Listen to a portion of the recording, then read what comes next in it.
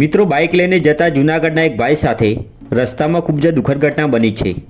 આ બનાવ અંગેની મળતી માહિતી અનુસાર જૂનાગઢ તાલુકાના મજેવડી ગામનો 27 વર્ષીય યુવક અજયભાઈ રાજેશભાઈ મકવાણા ગત તારીખ 1 નવેમ્બરના રોજ રાત્રિના 8:30 વાગ્યાની આસપાસ બાઇક પર બેસીને જૂનાગઢ તરફ આવી રહ્યો હતો।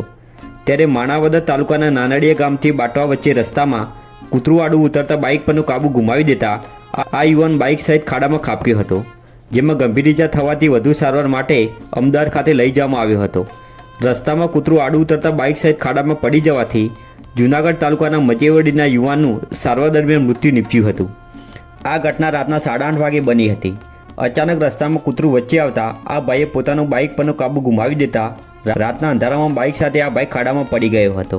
ત્યારબાદ અમદાવાદ ખાતે સારવાર દરમિયાન આ ભાઈનું મોત નીપજ્યું હતું।